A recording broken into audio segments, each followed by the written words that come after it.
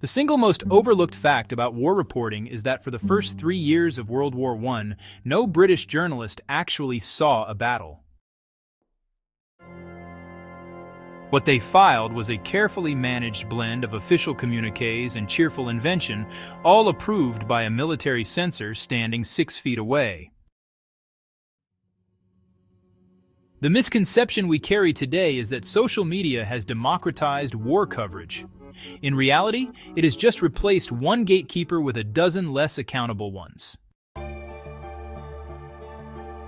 The deeper truth is that every generation believes its war reporting is uniquely honest, and every generation is wrong in a slightly different way.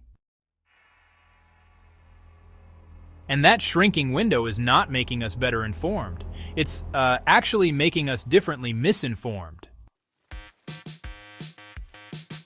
Let's start with an overlooked decision. In 1942, the U.S. War Department quietly stopped requiring correspondents to submit their copy for pre-approval. They had studied British failure in the Crimea and realized that journalists who policed themselves would protect operational secrets more reliably than any censor.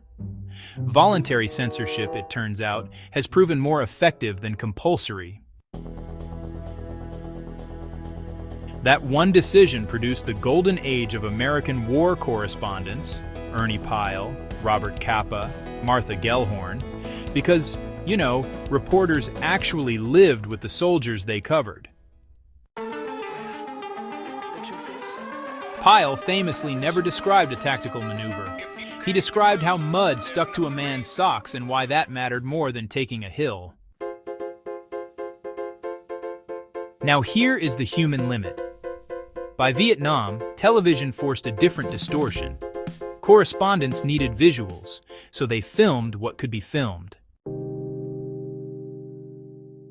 The consequence was that the most important events, night ambushes, prisoner interrogations, the slow erosion of morale, simply never appeared on screen.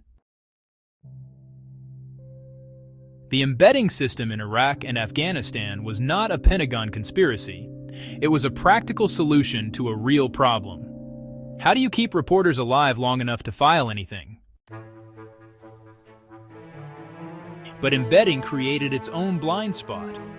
Correspondents saw what soldiers saw, which meant they rarely saw what bombs did to people who were not soldiers.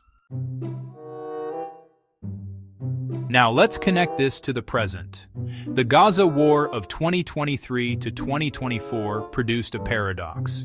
There was more raw footage than any conflict in history, and yet somehow less verified context. The overlooked consequence of real-time reporting is that, honestly, the first image to load sets the narrative frame, and every subsequent image either confirms or argues with that first one. A journalist in Gaza in 2024 simply cannot fact-check a building collapse before posting, because by the time they verify, 3 other versions will have already gone viral. The dry rye observation? The 1916 censor and the 2024 algorithm do the same job. They decide what you do not see. The censor was honest about it.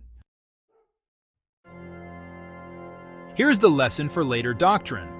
Military planners now assume that the first 24 hours of any conflict will be narrative chaos.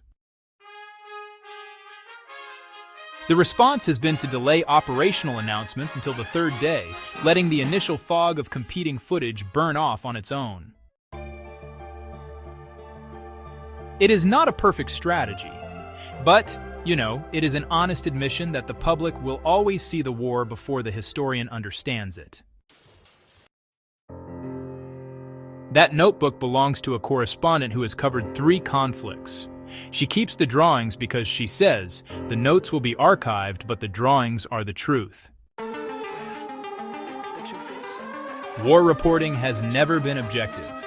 It has always been a negotiation between what happened and what a tired human being could carry home. The question is not whether the coverage is biased. The question is whether the bias comes from an editor, a censor, an algorithm, or the simple limits of a person who has not slept.